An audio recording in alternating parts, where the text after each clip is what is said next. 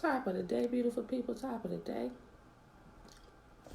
Betwabu, Betwabu. Today it is Thursday, January the 2nd, 2020. Day 35 of year 2. And we are reading Leviticus 13, 14, and 15. So let's get started. Let me find my place. Yeah.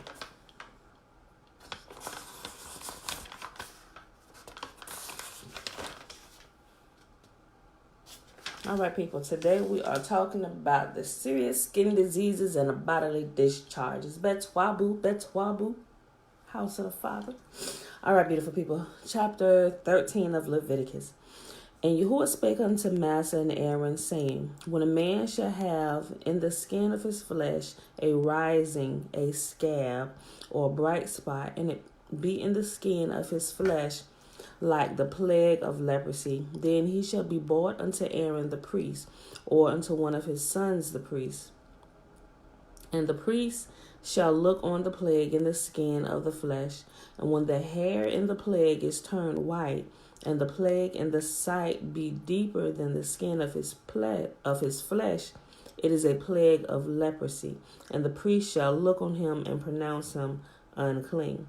So also the priests, they were not only the ones to bring the prayer requests and stuff like that, and offerings and stuff before Yah, but he also used them as medical examiners, and they were the ones who would look. He told them what to look for, and they would say, you either clean or unclean, bro. You need to be separated for a little while. We need to put you in a decontamination station, so. If the bright spot be white in the skin of his flesh, and in the sight be not deeper than the skin, and the hair thereof be not turned white, then the priest shall shut him up that hath the plague 7 days. And the priest shall look on him the 7th day, and behold, if the plague in his sight be at a stay, and the plague spread not in the skin, then the priest shall shut him up 7 more days. We need to be sure, just 7 more days. Chill out right here. I'll be back in a week. Look on you again. And the priest shall look on him again the 7th day, and behold, if the plague be somewhat dark, and the plague spread not in the skin, the priest shall pronounce him clean. It is but a scab, and he will wash his clothes and be clean. But if the scab spread much abroad the skin, after that he hath been seen of the priest for his cleansing, then he shall be seen of the priest again. And if the priest see it, behold, that the scab spread in the skin, then the priest shall pronounce him unclean. It is a leprosy. When the plague of leprosy is in a man, then he shall be brought unto the priest. And the priest shall see him, and behold, if the rising be white in the skin, and it have turned the hair white, and there be quick raw flesh in the rising, it is an old leprosy in the skin of his flesh, and the priest shall pronounce him unclean, and shall not shut him up, for he is unclean. And if a leprosy break out abroad in the skin, and the leprosy cover all the skin of him that hath the plague from his head even to his foot, wheresoever the priest looketh, then the priest shall consider. And behold, if the leprosy have covered all his flesh, he shall pronounce him clean that hath the plague. It is all turned white. He is clean. But when raw flesh appeareth in him, he shall be unclean. Okay, so if your skin, you just completely go white, it's like, look, ain't no more. You can't go white anymore, so now you're clean because it's been completely ate away your skin color. So at least that's what I'm reading here. Leprosy, it literally changes your, it's almost like I think is it vitiligo, where your skin starts changing, not because you trying to change, you doing stuff to yourself, but it literally, you lose your color from like brown or black people, and you just completely turn white. You almost look albino.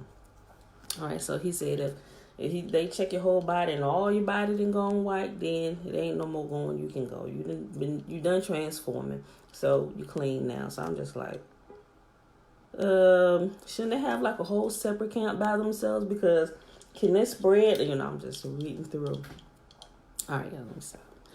It is an old leprosy in the skin of his flesh, And the priest shall pronounce him unclean, and shall not shut him up, for he is unclean. And if the leprosy break out abroad in the skin, and the leprosy cover all the skin of him that hath the plague from his head even to his foot, wheresoever the priest looketh, then the priest shall consider, and behold, if the leprosy have covered all his flesh, he shall pronounce him clean that hath the plague. It is all turned white, he is clean. But when raw flesh appeareth in him, he shall be unclean. And the priest shall see the raw flesh, and pronounce him to be unclean, for the raw flesh is unclean. It is a leprosy. Or if the raw flesh turn again and be changed unto white, he shall come unto the priest. And the priest shall see him, and behold, if the plague be turned into white, then the priest shall pronounce him clean that hath the plague. He is clean. The flesh also, in which even in the skin thereof was a boil, and is healed, and in the place of the boil there be a white rising, or a bright spot, white and somewhat reddish, and he showed it to the priest. And if when the priest seeth it, behold, it be in the sight lower than the skin, and the hair thereof be turned white, the priest shall pronounce him unclean. It is a plague of leprosy broken out of the boil. I'm like, bro, what is y'all doing out here? Are y'all cleaning appropriately? I mean, is there sin in the camp? We all need to stop and consider our ways. Like, why is this happening to your skin? That would be me in that day. That's me today. I'm like, wait, hold on. Let's consider our ways here. What's going on now? And if it spread much abroad in the skin, then the priest shall pronounce him unclean. It is a plague. But if the bright spot stay in its place and spread not, it is a burning boil, and the priest shall pronounce him clean. Or if there be any flesh in the skin whereof there is a hot burning, and the quick flesh that burneth hath a white bright spot, somewhat reddish or white, then the priest shall look upon it, and behold, if the hair of the bright spot be turned white, and it be in sight deeper than the skin, it is a leprosy broken out of the burning. Wherefore the priest shall pronounce him unclean. It is the plague of leprosy. But if the priest look on it, and behold, there be no white hair in the bright spot, and it be no lower than the other skin, but be somewhat dark, then the priest shall shut him up 7 days. And the priest shall look upon him the 7th day, and if it be spread much abroad in the skin, then the priest shall pronounce him unclean. It is the plague of leprosy. And if the bright spot stay in his place, and spread not in the skin, but it be somewhat dark, it is a rising of the burning, and the priest shall pronounce him clean, for it is an inflammation of the burning.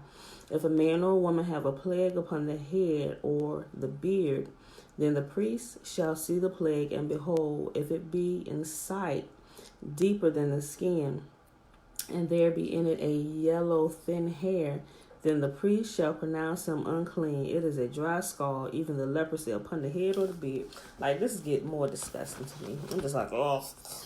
So like, seriously, I ain't gonna lie. Like, if I see people, with discoloration in the skin, I observe, because I'm familiar with the passage. So I'm looking for white hairs in a way. I try not like to stare, but if I'm close enough, I'll observe, so I don't know if y'all do, but I do, it could just be, that's when I see people hand that discoloration, got like black tips and stuff, and maybe they start changing around their mouth. You can see the black lips, and it's like white right here, and just different places and stuff, And a lot of times, because I think I mentioned this a while ago too, there was actually a pastor that I had met some time back, and he started getting discoloration. His face was turning white. I'm not sure if it was vitiligo or if they just changed it to make it sound nicer from leprosy, but I look, and you could tell because you can see if they black, and he was a dark skinned man. He is a dark, I think he's still alive. I don't know. He's a dark skinned man, and you can see as it's changing, it's like pink, and then it's white when it's fully changed and everything in different spots and in his hands and on his neck and on his ears and everything. And I'm looking, and then because it was a while ago. It was like at a service. The service was always like a reception dinner, and he began to explain. So like a year later, when we had went back, I noticed this guy had arms. Like, wait, is this the same guy? Do he have a twin? And I'm looking, and I'm just like, if he don't address this, I'm gonna say something. I'm just sitting there the whole time trying to be like, last year, Pastor, but thank y'all, he actually began to talk about it. You know what happened? He changed his diet. Him and his family went completely vegan because he couldn't understand. He had doctors who was telling him different things and wanted to give him medicine and all this is incurable. It's going to keep spreading and stuff. And that's when they actually started looking into a healthier lifestyle. And he found out that as they cleaned their system, well, actually, his daughters want him on. He had like 6 kids. Most of them girls, but his daughters weren't on board, and his wife was kind of half in, half out, but she was helping him prepare the meals, but he was full on, I'm gonna do this, because he had read some stuff about it, and he noticed within a couple months, his natural skin color started coming back. And so over this process, within a year from the time I had seen him, and he had all this discoloration in his face and his neck and his ears and his arms, he was completely normal color again, just from changing his diet, getting all the garbage out of his system. And when his family saw it, by the time we saw them again, their entire family was completely vegan, plant-based diet, like no animal products whatsoever, cut out meat, cut out dairy, all the processed stuff. And they started a garden, and they started growing what they could. But they were, their whole family, just because they saw the changes in their dad, because they knew him when he was fully black, then they saw him when he started changing the color and all, they were there, they experienced it. So when he started doing, and they saw him getting his color back, it really began to impact their life, and they all got on board. Like, clearly there is something to this. We seen our dad when he was black, then he started turning white, then he came black again. We need to do this because we don't want to have to go through that, because we are of you, and that might happen to us if we don't change our diet. So everybody got on board. Man, that was amazing. That was amazing. So when I see people, I still kind of observe and stuff, but if I have a chance to talk to them, if I try to find the right way to break in with the diet and stuff so I can share this story. Have you considered your diet? Well, how do you eat? It might be something you want to try. I don't know. But I had a chance to share with like 2 other people that actually had a discoloration and stuff, and I'm not sure if they tried it because I haven't seen them in a while, if they even looked into it. But I'm just saying that's something amazing. Every disease and everything that happens with our body, 99.9% of everything that happens with our body, it starts with what we put in our mouth. All right. Okay, let me go back to where I was at. Verse 33. What was it? It was a yellow hair, wasn't it? I read 32. Okay. And then the 7th day, the priest shall look on the plague, and behold, if the skull is spread not, and there be in it no yellow hair, and the skull be not in the sight deeper than the skin, he shall be shaven, but the skull shall he not shave. And the priest shall shut him up that hath the skull 7 days more. And in the 7th day, the priest shall look on the skull, and behold, if the skull be not spread in the skin, nor be in sight deeper than the skin, then the priest shall pronounce him clean, and he shall wash his clothes, and he shall be clean. But if the skull spread much in the skin after his cleansing, then the priest shall look on him, and behold, if the skull be spread in the skin, the priest shall not seek for yellow hair, he is unclean. But if the skull be in his sight at a stay, and that there is black hair grown up therein, the skull is healed. He is clean, and the priest shall pronounce him clean. If a man also or a woman have in the skin of their flesh bright spots, even white bright spots, then the priest shall look, and behold, if the bright spots in the skin of their flesh be darkish white, it is a freckled spot that groweth in the skin. He is clean. And if the man whose hair is fallen off his head he is bald, yet he is clean. And he that hath his hair fallen off from the part of his head toward his face, he is forehead bald, he is yet clean. And if there be in the bald head, and if there be in the bald head or bald forehead a white reddish sore, it is a leprosy sprung up in his bald head or his bald forehead. Then the priest shall look upon it, and behold, if the rising of the sore be white reddish in his bald head or in his bald forehead. I'm sorry, y'all. I get silly sometimes. The way they word stuff is just, excuse me. As the leprosy appeareth in the skin of the flesh, he is a leprous man, he is unclean. The priest shall pronounce him utterly unclean. His plague is in his head. And the leper in whom the plague is, his clothes shall be rent and his head bare, and he shall put a covering upon his upper lip, and he shall cry, unclean, unclean. I'll keep reading. I was about to do it. All the days wherein the plague shall be in him, he shall be defiled. He is unclean. He shall dwell alone without the camp. He shall dwell alone. Without the camp shall his habitation be. The garment also that the plague of leprosy is in, whether it be a woolen garment or a linen garment, whether it be in the warp or woof, or of linen or of woolen, whether it be in the warp or woof of linen or of woolen, whether in a skin or in anything made of skin, and if the plague be greenish or reddish in the garment or in the skin, either in the warp or in the woof or in anything of skin, it is a plague of leprosy, and shall be showed to the priest. And the priest shall look upon the plague, and shall shut it up that hath the plague 7 days. And he shall look on the plague on the 7th day. If the plague be spread in the garment, either in the warp or in the woof or in a skin, or in any work that is made of skin, the plague is a fretting leprosy. It is unclean. He shall therefore burn the garment, whether warp or woof, in woolen or in linen, or anything of skin wherein the plague is, for it is a fretting leprosy. It shall be burnt in the fire.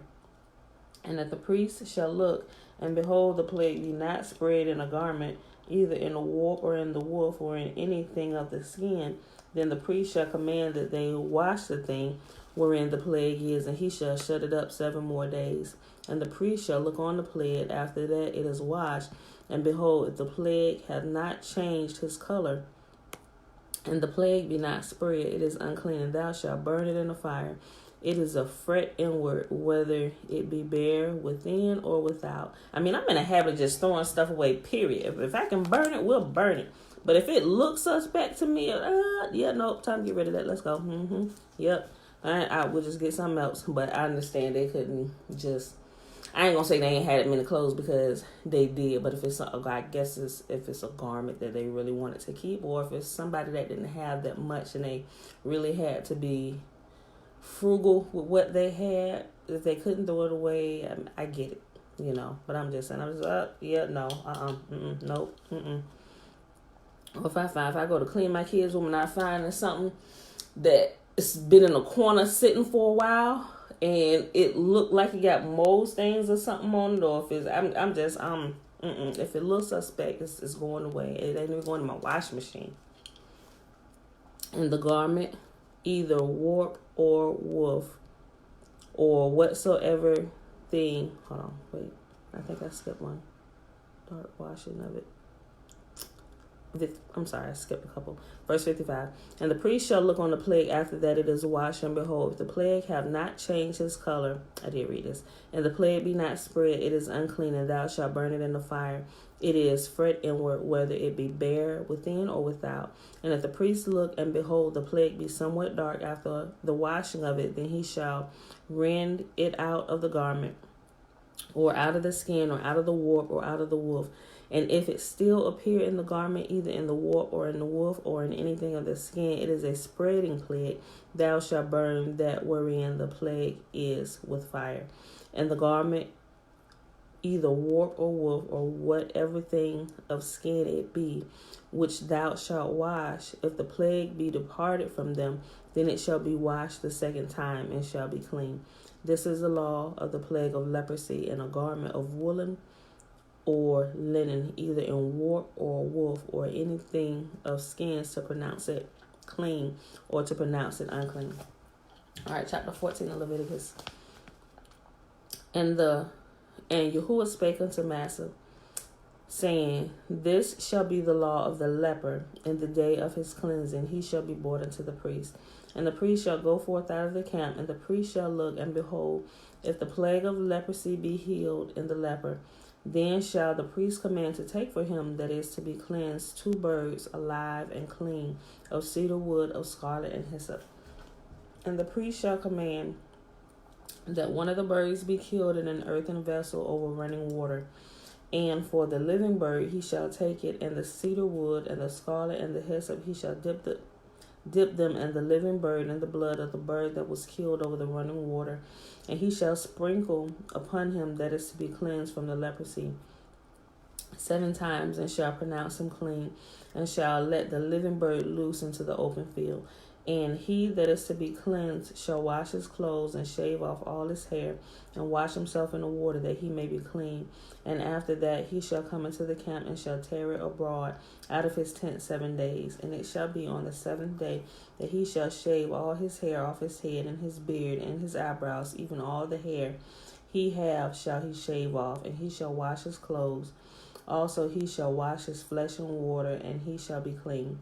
And on the 8th day he shall take 2 he lambs without blemish, and 1 ewe lamb of the first year without blemish, and 3 tenth deals of fine flour for a meat offering mingled with oil, and 1 log of oil. And the priest that maketh him clean shall present the man that is to be made clean in those things before Yahuwah at the door of the tabernacle of the congregation. And the priest shall take 1 he lamb, and offer him for a trespass offering, and the log of oil, and wave them for a wave offering before Yahuwah. And he shall slay the lamb in the place where he shall kill the sin offering and the burnt offering in the holy place. For as the sin offering is the priest, so is the trespass offering. It is most holy. And the priest shall take some of the blood of the trespass offering, and the priest shall put it upon the tip of the right ear of him that is to be cleansed, and upon the thumb of his right hand, and upon the great toe of his right foot. And the priest shall take some of the log of oil, and pour it into the palm of his own left hand. And the priest shall dip his right finger in the oil that is in the left hand, and shall sprinkle the oil with his finger 7 times before Yahuwah. And the rest of the oil that is in the hand shall the priest put on the tip of the right ear of him that is to be cleansed, and upon the thumb of his right hand, and upon the great toe of his right foot, and upon the blood of the trespass offering. And the remnant of the oil that is in the priest's hand he shall pour upon the head of him that is to be cleansed. And the priest shall make an atonement for him before Yahuwah. And the priest shall offer the sin offering, and make an atonement for him that is to be cleansed from his uncleanness. And afterward he shall kill the burnt offering. And the priest shall offer the burnt offering and the meat offering upon the altar. And the priest shall make an atonement for him, and he shall be clean. If he be poor and cannot get so much, then he shall take 1 lamb for a trespass offering to be waved, to make an atonement for him, and 1/10 deal of fine flour mingled with oil for a meat offering, and a log of oil. And 2 turtle doves, or 2 young pigeons, such as he is able to get, and the one shall be a sin offering, and the other burnt offering. And he shall bring them on the 8th day for his cleansing unto the priest, unto the door of the tabernacle of the congregation before Yahuwah. And the priest shall take the lamb of the trespass offering and the log of oil, and the priest shall wave them for a wave offering before Yahuwah. And he shall kill the lamb of the trespass offering, and the priest shall take some of the blood of the trespass offering, and put it on the tip of the right ear of him that is to be cleansed, and upon the thumb of his right hand, and upon the great toe of his right foot.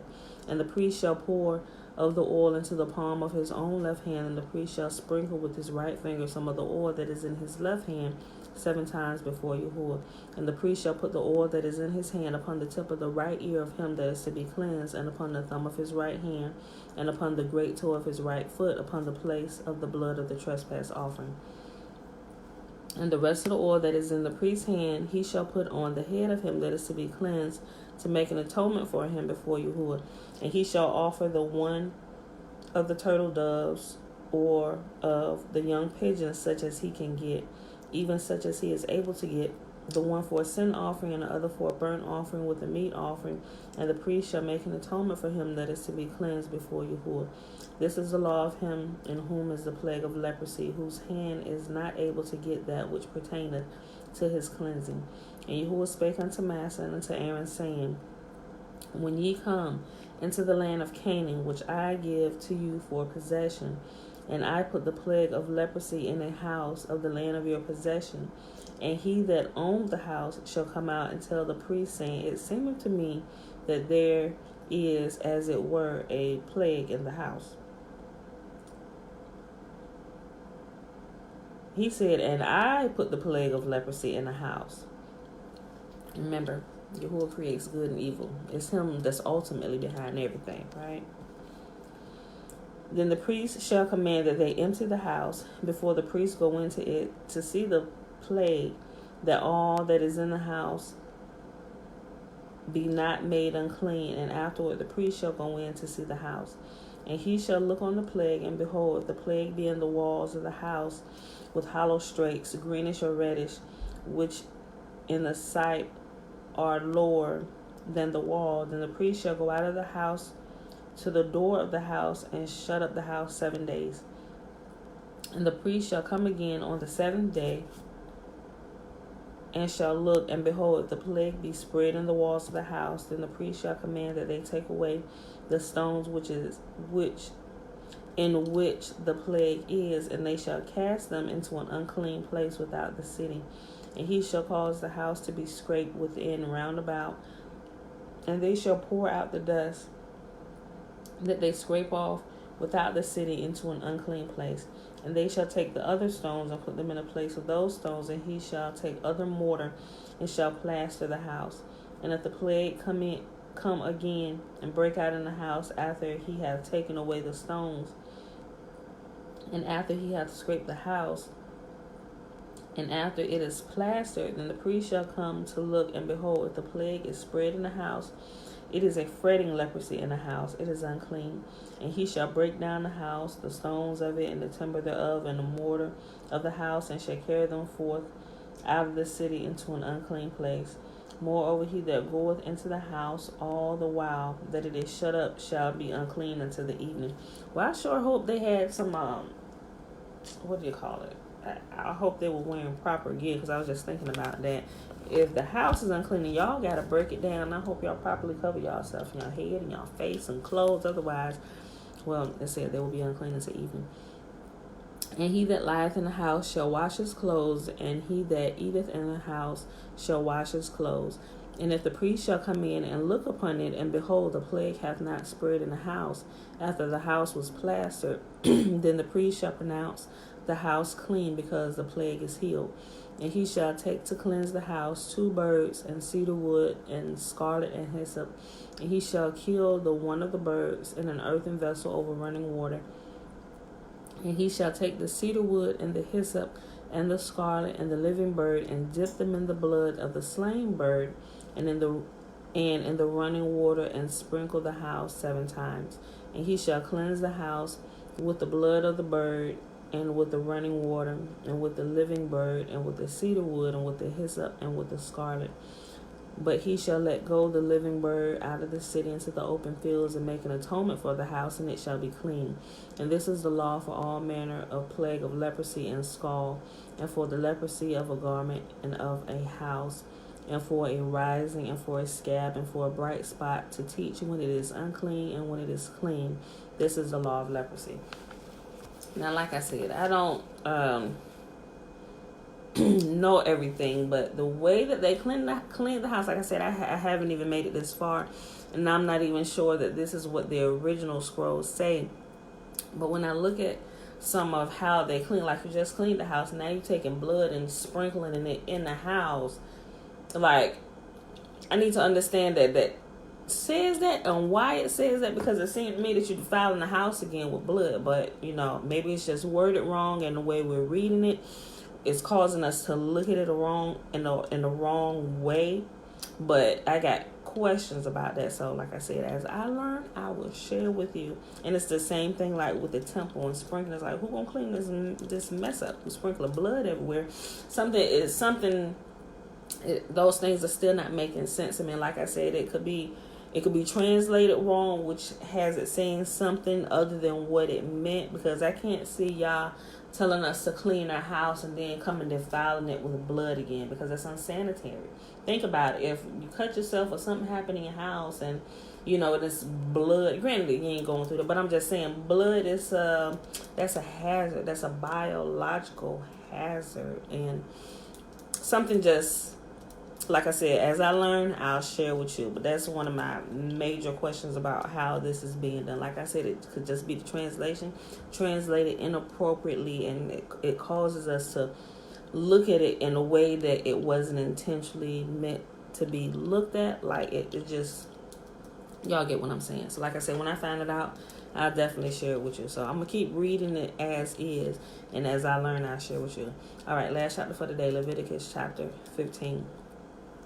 And Yah spake unto Massa and Aaron, saying, Speak unto the children of Yisrael, and say unto them, When any man hath a running issue out of his flesh, because of his issue he is unclean. And this shall be his uncleanness in his issue, whether his flesh run with an issue, or his flesh be stopped from his issue, it is his uncleanness. Every bed whereon he lieth that he hath an issue is unclean, and everything whereon he sitteth shall be unclean. Whosoever touches his bed shall wash his clothes and bathe himself in water, and be unclean until the evening.